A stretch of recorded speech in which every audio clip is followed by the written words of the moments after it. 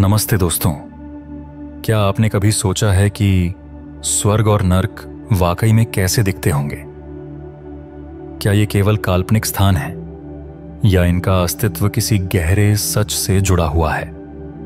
हमारे शास्त्रों में स्वर्ग को आनंद और नर्क को कष्ट का प्रतीक बताया गया है, लेकिन इनकी कहानियां केवल सतही नहीं हैं। इनमें छिपे हैं ऐसे रहस्य जो आत्मा, कर्म और जीवन के उद्देश्य पर सवाल उठाते हैं। क्या वाकई अच्छे कर्म हमें स्वर्ग ले जाते हैं और क्या बुरे कर्मों की सजा केवल नर्क में मिलती है?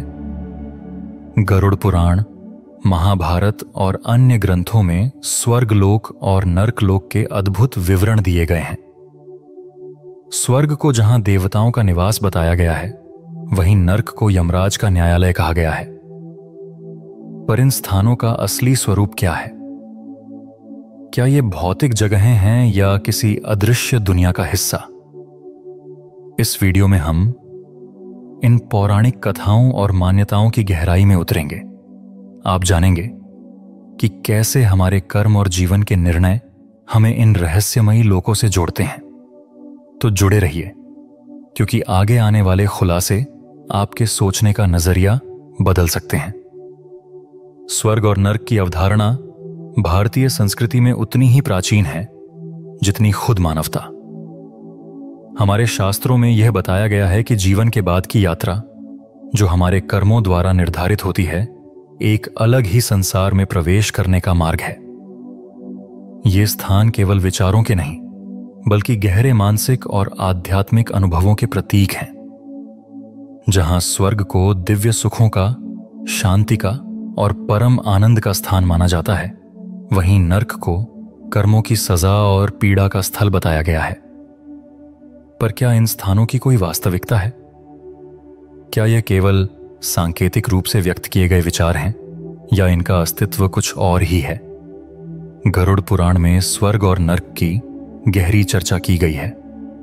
इसमें कहा गया है कि जब इंसान का शरीर मृत्यु के बाद नष्ट हो जाता है, तो उसकी आत्मा दो स्थानों में से एक का चुनाव करती है, स्वर्ग या नर्क। लेकिन यह चुनाव उसके जीवन भर के कर्मों पर निर्भर करता है। जो लोग अच्छे कर्म करते हैं, जिनका जीवन धर्म और सत्य से भरा होता है, उन्हें स्वर्ग लोक में स्थान मिलता है। वहीं जो बुरे कर्म करते हैं, उन्हें नर्क में भेजा जाता है, जहां उन्हें उनकी गलतियों की सजा दी जाती है। यहां यह सवाल उठता है, क्या यह सभी घटनाएं केवल आध्यात्मिक सत्य हैं या इनमें एक गहरी चेतावनी छिपी हुई है? महाभारत के अनुशासन पर्व में यमराज और यमलोक का विस्तृत वर्णन मिलता है। यमराज को न केवल मृत्यु का देवता माना जाता है, बल्कि वह यह सुनिश्चित करते हैं कि हर आत्मा को उसकी कर्मों के अनुसार ही दंड या पुरस्कार मिले। कहा जाता है कि यमराज के पास एक अत्यंत पवित्र और न्यायपूर्ण न्यायालय है, जहां हर जीव की आत्मा का मूल्यांकन किया जाता है। यह मूल्यांकन उसके द्वारा किए गए अच्छे और बुरे कार्यों पर आधारित होता है। यह भी कहा जाता है कि स्वर्ग और नर्क के द्वार केवल उन लोगों के लिए खुले होते हैं जिनके कर्म पूरे जीवन में स्पष्ट रूप से दिखते हैं। वहीं पौराणिक कथाओं में यह भी वर्णन मिलता है कि कई बार यह स्वर्ग और नर्क के स्थान अलग अलग होते हैं, जो जीव की आत्मा की स्थिति और विचारधारा पर निर्भर करते हैं। जैसे कि गीता में भगवान श्री कृष्ण ने यह बताया कि जो आत्मा संसार में कर्तव्य और धर्म से परे जाकर केवल भोग और सुख की चाहत रखती है, उसे स्वर्ग प्राप्त होता है, परंतु वह सुख अस्थायी होता है। वहीं जो व्यक्ति पूरी तरह से अपने कर्मों और संतुलन में रहता है, वह शांति के साथ जीवन जीता है। इसके अलावा भारतीय शास्त्रों में यह भी कहा गया है कि आत्मा की शुद्धता और उसकी निर्विकारी स्थिति न केवल स्वर्ग में भेजने का कारण बनती है, बल्कि यह भी सुनिश्चित करती है कि व्यक्ति की आत्मा को सही मार्गदर्शन और आध्यात्मिक उन्नति मिले। स्वर्ग और नर्क की अवधारणा का आध्यात्मिक महत्व केवल उन स्थानों के बयानों तक सीमित नहीं है, बल्कि यह जीवन के उद्देश्य और उसे सही दिशा में चलने का मार्गदर्शन भी देती है। इतिहास से यह भी जुड़ी हुई एक अन्य मान्यता है। यमराज के न्यायालय के साथ एक दिव्य पटल जुड़ा हुआ है, जिसमें हर व्यक्ति के जीवन का हिसाब किताब रखा जाता है।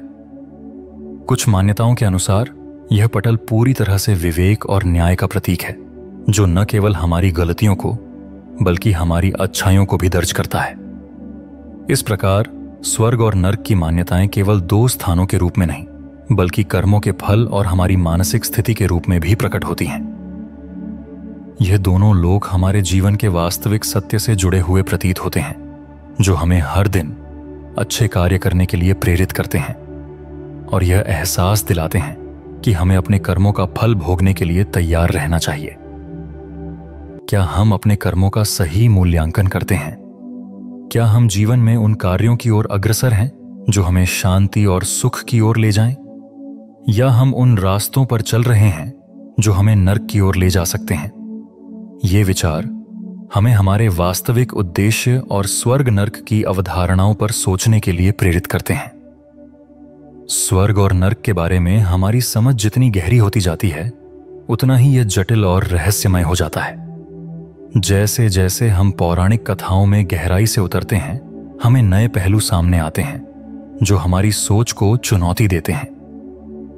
अब तक हमने यह देखा कि स्वर्ग और नर्क कर्मों के आधार पर निर्धारित होते हैं, लेकिन क्या अगर इन स्थानों की वास्तविकता से जुड़ी और भी जटिलताएं हैं जिन्हें हम नहीं जानते? महाभारत में यमराज का जो चित्रण किया गया है वह किसी साधारण देवता का नहीं, बल्कि एक न्यायाधीश का है। यमराज केवल मृत्यु का देवता नहीं है, बल्कि वह हमारे हर छोटे बड़े कर्म का हिसाब रखते हैं। जब किसी व्यक्ति की मृत्यु होती है तो यमराज के दूत उसे यमलोक ले जाते हैं, जहां उसका जीवन भर का लेखा जोखा किया जाता है। लेकिन यहां एक दिलचस्प मोड़ आता है। यमराज ने यह आदेश दिया था कि अच्छे कर्म करने वालों को स्वर्ग में स्थान मिलेगा, लेकिन क्या होता जब कोई व्यक्ति अपने जीवन में न तो अच्छे कर्म करता था न ही बुरे? क्या वह आत्मा नर्क में जाएगी या फिर उसे कुछ और ही परिणाम मिलेगा? यहां एक और दिलचस्प कहानी है जो पौराणिक ग्रंथों से जुड़ी हुई है। इसका नाम है अस्तिका। अस्तिका नामक एक ऋषि के बारे में एक पुरानी कथा है जो इस सवाल का उत्तर देती है कि क्या होता है जब कोई व्यक्ति न तो सच्चा पुण्य होता है न ही अपराधी। अस्तिका ऋषि की कहानी में यह दर्शाया गया है कि इस प्रकार की आत्माएं विशेष प्रकार की स्थितियों में होती हैं। अस्तिका की कहानी यह बताती है कि ऐसे व्यक्तियों को एक तीसरी जगह पर भेजा जाता है जिसे हम मध्यलोक कह सकते हैं। यह स्थान न तो स्वर्ग जैसा सुखद है न ही नर्क जैसा दुखद। यह एक ऐसी अवस्था है जिसमें आत्मा को अपने कर्मों पर विचार करने का समय मिलता है और उसे अगले जन्म के लिए सही दिशा मिलती है। यह कथा एक नया मोड़ लाती है। क्या इसका मतलब यह है कि स्वर्ग और नर्क की अवधारणा उतनी सीधी नहीं है जितना हम समझते हैं? क्या हमारी आत्मा की यात्रा हमेशा दो स्थानों तक सीमित है, स्वर्ग और नर्क? क्या बीच में कोई मध्यलोक भी है जो हमें आत्म मंथन करने और हमारे कर्मों के परिणामों को समझने का अवसर देता है? यह सवाल हमें एक नई दिशा में सोचने के लिए मजबूर करते हैं। अब अगर हम गरुड़ पुराण को देखें तो उसमें एक और दिलचस्प तथ्य सामने आता है।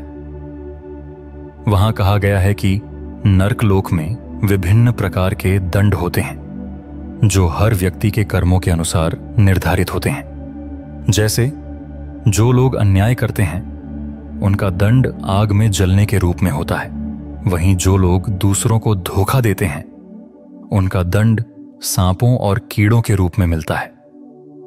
लेकिन इन दंडों के पीछे एक गहरी शिक्षा छिपी हुई है। यह नहीं केवल हमें डराने के लिए है, बल्कि यह हमारे आत्म संवेदन और आत्म परिष्कार के लिए दिए गए अवसर हैं। क्या आप सोच सकते हैं कि एक व्यक्ति जो अपने कर्मों के कारण नर्क में जाता है, वही आत्मा अगली बार जब जन्म लेती है तो वह बेहतर और अधिक सजग होती है? एक और दिलचस्प पहलू यह है कि यह भारतीय दर्शन के अनुसार नर्क का अनुभव हमेशा स्थायी नहीं होता। गरुड़ पुराण में यह भी कहा गया है कि नर्क में जाने के बाद एक व्यक्ति को अपने दंडों को भोगने के बाद फिर से जन्म लेने का अवसर मिलता है। क्या इसका मतलब यह है कि नर्क सिर्फ एक समय का अनुभव है और आत्मा को सुधरने और आगे बढ़ने का एक अवसर मिलता है? महाभारत में एक और रहस्य उजागर होता है जब युधिष्ठिर, जो एक सच्चे और धर्मप्रिय व्यक्ति माने जाते हैं, यमराज से यह सवाल करते हैं कि क्या स्वर्ग और नर्क वास्तविक रूप से हैं या ये केवल एक रूपक हैं? यमराज का जवाब चौंकाने वाला होता है। वे कहते हैं, स्वर्ग और नर्क केवल तुम्हारे दृष्टिकोण पर निर्भर करते हैं। अगर तुम्हारी मानसिकता सकारात्मक है तो स्वर्ग तुम्हारे पास होगा, और अगर तुम्हारी मानसिकता नकारात्मक है तो नर्क। यह सब तुम्हारे कर्मों के आधार पर तय होता है, लेकिन यह भी तुम्हारे नजरिए पर निर्भर करता है। यह विचार हमारे जीवन में बहुत महत्वपूर्ण है। क्या हम अपनी वास्तविकता को स्वर्ग या नर्क के रूप में देख रहे हैं? क्या हमारी आंतरिक स्थिति और हमारी सोच ही हमें सुख और दुख के अनुभव देती है? यमराज के शब्दों से यह साफ होता है कि स्वर्ग और नर्क केवल बाहरी स्थान नहीं, बल्कि हमारी मानसिक स्थिति और हमारे कर्मों का फल हैं। स्वर्ग और नर्क के बारे में पौराणिक कथाओं और ग्रंथों के माध्यम से हमें यह समझ में आता है कि ये केवल स्थान नहीं, बल्कि आध्यात्मिक और मानसिक अवस्थाएं हैं। यह अवधारणाएं हमें हमारे कर्मों के परिणामों के बारे में सोचने और जीवन में सही दिशा अपनाने के लिए प्रेरित करती हैं। स्वर्ग और नर्क दोनों का अस्तित्व तभी होता है जब हम अपने कर्मों और विचारों की सही समझ रखते हैं। स्वर्ग और नर्क के विषय पर अब हम एक महत्वपूर्ण मोड़ पर पहुंच चुके हैं, जहां कई पौराणिक कथाओं और धार्मिक ग्रंथों की गहरी छाया से यह सत्य सामने आता है कि हमारे जीवन की सच्चाई केवल हमारे कर्मों में नहीं, बल्कि हमारे दृष्टिकोण और आंतरिक स्थिति में भी निहित है। अब तक आपने जो सुना वह केवल शुरुआत थी। अब वक्त है उस गहरी सच्चाई को जानने का जो हमें हमारे वास्तविक उद्देश्य, कर्मों के परिणाम और जीवन के परम सत्य से जोड़ता है। महाभारत में यमराज ने युधिष्ठिर से एक सवाल पूछा, तुम्हें क्या लगता है स्वर्ग और नर्क कहां हैं? युधिष्ठिर ने सरलता से जवाब दिया, स्वर्ग और नर्क हमारे कर्मों के अनुसार हमारे भीतर होते हैं। जो व्यक्ति पवित्र और अच्छे कर्म करता है वह स्वर्ग का अनुभव करता है, और जो बुरे कर्म करता है उसे नर्क का। यह सभी अनुभव हमारे भीतर के विचार और मानसिकता पर निर्भर करते हैं। यमराज ने मुस्कुराते हुए कहा, तुमने सही उत्तर दिया युधिष्ठिर। स्वर्ग और नर्क दोनों तुम्हारी मानसिक स्थिति और आंतरिक अवस्था के परिणाम हैं। यहां हमें एक गहरी समझ प्राप्त होती है कि स्वर्ग और नर्क सिर्फ भौतिक स्थान नहीं है, बल्कि वे आंतरिक अवस्थाएं हैं। ये हमारे आत्मसंवेदन, मानसिकता और जीवन के प्रति दृष्टिकोण का परिणाम है। यही कारण है कि स्वर्ग और नर्क के विचार केवल उस जीवन के बाद नहीं, बल्कि हमारे हर दिन के जीवन में भी हमें प्रेरित करते हैं। क्या हम अपने कर्मों से खुश हैं? क्या हमारी मानसिक स्थिति संतुलित और शांत से भरी हुई है? क्या हम उस दिशा में बढ़ रहे हैं जो हमें सही मायने में सुख और शांति दे सकती है? गरुड़ पुराण में भी यह कहा गया है कि हर व्यक्ति के कर्मों का हिसाब मृत्यु के बाद होता है, लेकिन इस निर्णय को केवल कर्मों से नहीं, बल्कि उसके मानसिक और भावनात्मक दृष्टिकोण से भी देखा जाता है। क्या हम गुस्से, द्वेष और घृणा से जी रहे हैं, या हम प्रेम, शांति और आत्मसंवेदन से अपने कर्मों को निभा रहे हैं? स्वर्ग और नर्क का असली रूप इन भावनाओं और मानसिकता पर निर्भर करता है। यह हमें यह सिखाता है कि सिर्फ अच्छे कर्म करना ही पर्याप्त नहीं है, बल्कि हमें अपनी मानसिकता को भी सही दिशा में ले जाना चाहिए। नर्क के दंडों को लेकर जो चित्रण गरुड़ पुराण में किया गया है वह भयभीत करने वाला है। वहां कहा गया है कि बुरे कर्म करने वाले लोगों को विभिन्न प्रकार की यातनाओं से गुजरना पड़ता है, जैसे जल में डुबोना, आग में जलना या सर्पों और कीड़ों के बीच फेंकना। लेकिन क्या इन दंडों का उद्देश्य केवल भय दिखाना है, या फिर यह आत्मा को सुधारने और शुद्ध करने का एक तरीका है? क्या हमें इन दंडों को एक चेतावनी के रूप में नहीं देखना चाहिए कि हम अपने कर्मों पर ध्यान दें, और अगर हम गलत रास्ते पर चल रहे हैं तो हमें सही रास्ते पर लौटने का समय दिया गया है? यहां एक और महत्वपूर्ण पहलू यह है कि नर्क के दंड हमेशा स्थायी नहीं होते। गरुड़ पुराण और अन्य पौराणिक ग्रंथों में यह उल्लेख मिलता है कि एक समय के बाद जब व्यक्ति अपने दंडों का अनुभव करता है, वह फिर से जन्म लेने के लिए तैयार होता है। यह हमें यह सिखाता है कि जीवन में कभी भी अंतिम स्थिति नहीं होती। हर व्यक्ति को अपने कर्मों और दृष्टिकोण के आधार पर सुधारने का अवसर मिलता है। इस पुनर्जन्म की प्रक्रिया को समझते हुए यह हमें यह बताता है कि नर्क केवल एक स्थायी स्थान नहीं है, बल्कि यह एक प्रक्रिया है, एक सीखने और सुधारने का स्थान। स्वर्ग का भी यही सच है। यह केवल सुख और आनंद का स्थान नहीं है, बल्कि एक आंतरिक शांति और संतुलन की स्थिति है जो उस व्यक्ति को मिलती है जो अपने कर्मों और मानसिकता के अनुसार उच्चतर अवस्था में पहुंचता है। स्वर्ग का अनुभव किसी बाहरी चीज से नहीं, बल्कि हमारे भीतर की शांति और समर्पण से जुड़ा हुआ है।